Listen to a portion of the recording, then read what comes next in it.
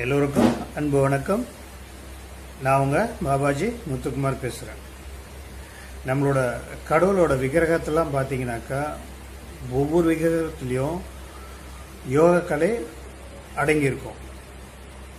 ஏன்னாக்கா நம்ம முன்னோர்கள் ரொம்ப சூட்சமமாக இந்த யோக கலை அவங்களோட நிற்கக்கூடாது, நம்ம வருங்கால சந்ததிகளுக்கும் அதை பரவணுன்றதுக்காக சூட்சமமாக ஒவ்வொரு கடவுளோட விக்கிரகத்துலேயும் இந்த யோக கலையை உள்ளே பூத்திருப்பாங்க. சிம்பாலிக்காக நம்ம பார்த்தீங்கன்னாக்கா யோகாவெல்லாம் பயில்றவங்கலாம் பார்த்தீங்கன்னாக்கா ஈஸியாக கண்டுபிடிச்சிடலாம். அதுவும் முக்கால்வாசி பார்த்தீங்கன்னாக்கா கிரியா யோகா கலை எல்லாத்துலேயும் கண்டிப்பாக அடங்கியிருக்கும். நம்ம சிவனோட விக்கிரகமாகட்டும், இல்லாட்டி பெருமாள் ஆகட்டும், பிள்ளையார் ஆகட்டும், முருகர், ஐயப்பன், அந்த மாதிரி ஒவ்வொரு விக்கிரகத்துலேயும் யோக கலை உள்ள நம்ம முன்னோர்கள் உள்ளடங்கி வச்சிருப்பாங்க. அதெல்லாம் எவ்வளோ பெரிய விஷயம். ஏன்னா அந்த சந்ததி மட்டும் இல்லாமல் பல தலைமுறையாக இது வரணுன்றதுக்காக இந்த கிரியா யோகா கலையை உள்ள வச்சிருப்பாங்க. எப்படி நான் சொல்கிறேன் உங்களுக்கு.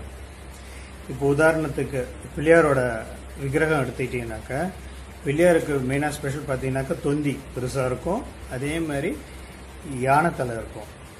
அதாவது விஷயம் தெரியாதவங்க தான் நீங்களாம் மிருகங்களை கும்பிட்றீங்க அப்படி இப்படிலாம் சொல்லுவாங்க. பட் அது கிடையாது. ஏன்னாக்கா எல்லாத்துக்கும் ஒரு காரணம் இருக்கு. என்ன நான் சொல்றேன் உங்களுக்கு. இந்த பிள்ளையாருக்கு ஏன் இந்த வயிறு பெருசா இருக்கு அப்படின்னு பார்த்தீங்கன்னாக்கா, நம்ம சராசரி மனிதர் மூச்சு இழுக்கும்போது அவங்க சுவாசிக்கிறது ஒரு சுவாசம், மூச்சு காத்து. அது இழுக்கும்போது மூச்சு இழுக்கும்போது வயிறு பெருசாகும், மூச்சு விடும்போது வயிறு சிறுசாகும். ஆனால் அந்த கிரியா யோகா கலை பிராக்டிஸ் பண்றவங்களுக்குலாம் பார்த்தீங்கன்னாக்கா அவங்க இழுக்கிறது சராசரி மூச்சு கிடையாது, சுவாசம். சுவாசத்துக்கும் மூச்சுக்கும் வித்தியாசம் இருக்கு. சுவாசன்றது பிராணசக்தி, பிராணவாயுன்னு சொல்லுவாங்க. கிரியா யோகா பயில்றவங்களாம் பிராணவத்தை தான் சுவாசிப்பாங்க. அது என்ன டிஃபரன்ஸ்னு உங்களுக்கு நான் அடுத்த பகுதியில் நான் சொல்றேன் உங்களுக்கு. ஸோ இந்த மூச்சு இழுக்கும்போது உங்களுக்கு புரியறதுக்காக மூச்சு சொல்றேன். மூச்சு இழுக்கும்போது வயிறு அவங்களுக்கு உள் நோக்கி போகும், மூச்சு விடும்போது வயிறு வெளியே வரும். இதுதான் சிம்பாலிக்கா நம்ம பிள்ளையாருக்கு, அதாவது கணபதிக்கு வச்சிருக்காங்க. அதே மாதிரி யானை தலை எதுக்காக வச்சாங்க அப்படின்னு பாத்தீங்கன்னாக்கா, நம்ம பிள்ளையாரோட கதையை பார்க்கலாம். ஒவ்வொரு பிள்ளையாரோட ஒவ்வொரு ஸ்டேஜுமே கிரியா யோகாவோட தான். அவர் எப்படி பிறந்தாரு, எப்படி வளர்ந்தாரு, எதனால தலை போய் சராசரி தலை போயிட்டு யானை தலை வந்தது, இதெல்லாமே கிரியா யோகா கலையில ஒரு அம்சம் தான்.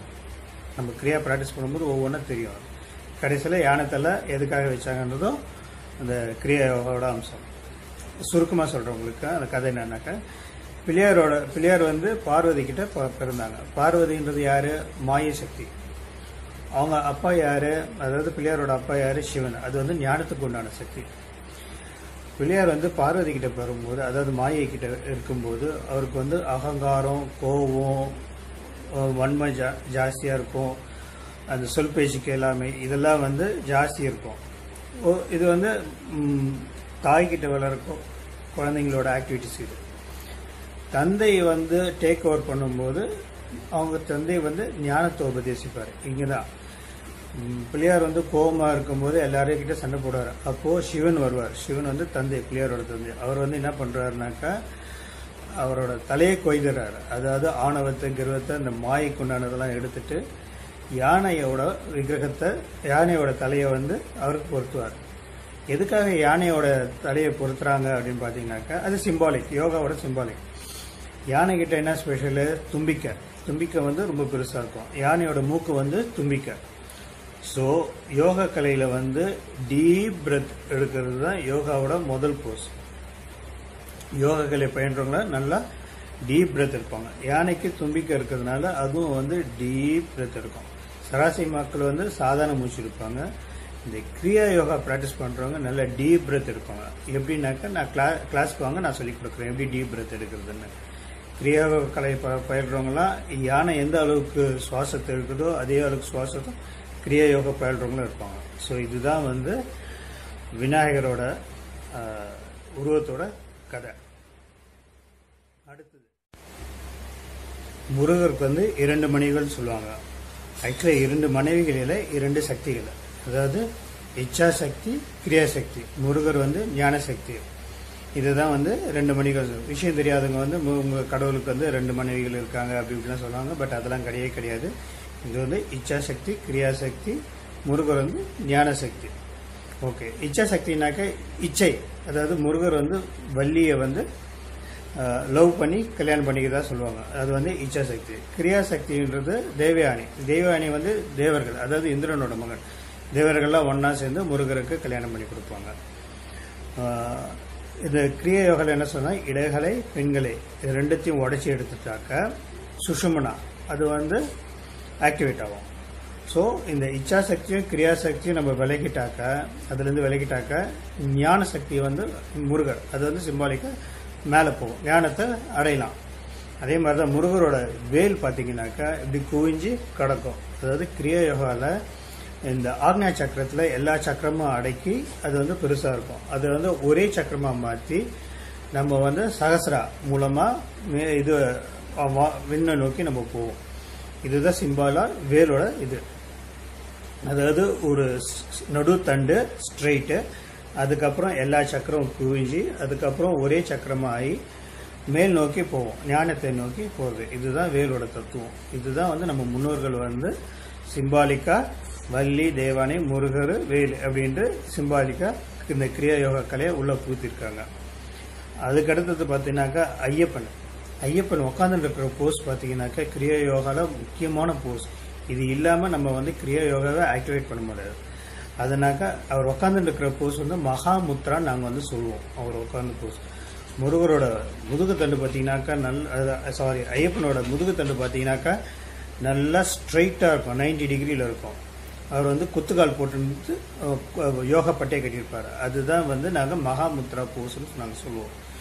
இந்த மகாமுத்ரா போஸ் வந்து எல்லாராலையும் அவ்வளோ சீக்கிரமாக உட்காரவே முடியாது. ஈவன் நிறைய யோகிஸால் கூட உட்கார முடியாது. நல்லா தரோவாக இருக்கிற கிரியா யோகிஸ் தான் அந்த போஸில் வந்து உட்கார முடியும்.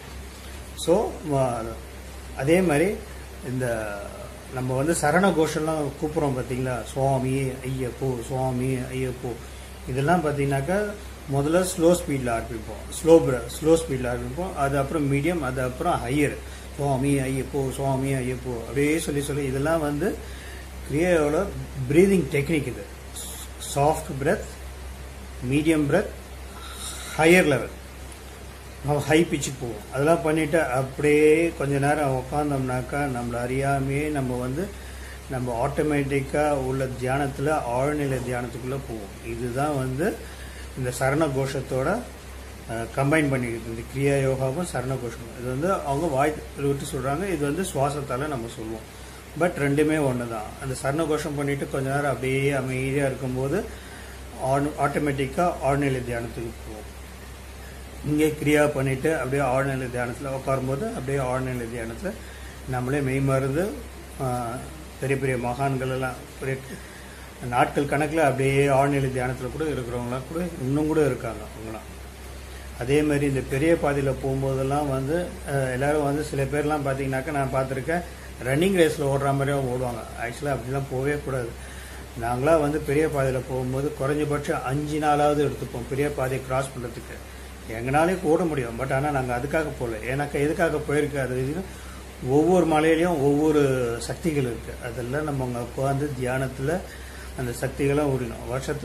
அதாவது கல்லிடங்குன்று, அந்த கரிமலை, அந்த மாதிரி எல்லாம் காலை கட்டி, அந்த மாதிரி இடம்லாம் ரொம்ப சக்தி வாய்ந்த இடம்.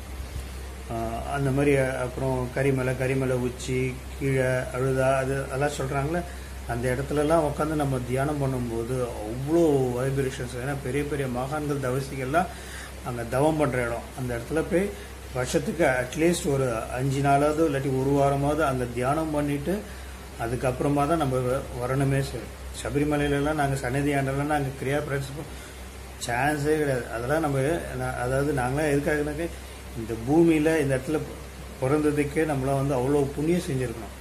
அதுவும் சபரிமலை, இந்த சிதம்பரம், அப்புறம் திருப்பதி, அந்த மாதிரி பெரிய பெரிய கோயிலெலாம் இருக்குல்ல, திருவண்ணாமலை, அப்புறம் கைலாய், அதாவது ஹிமாலயாஸ், அப்புறம் சதுகிரி, அந்த மாதிரி மலைகளெல்லாம் போய் தியானம் பண்ணுறதுக்குலாம் நம்மளாம் வந்து எந்த ஜென்மத்தில் புண்ணியம் பண்ணியிருக்குமோ தெரியல. இந்த ஜென்மத்தில் நம்ம வந்து அதெல்லாம் அடைஞ்சிருக்கோம். ஸோ நீங்களும் வந்து இந்த மாதிரிலாம் அடையணுன்றது நாங்களாம் பிரியப்படுறோம். உங்களுக்கு வழி காட்டுறதுக்கு நாங்களாக இருக்கோம்.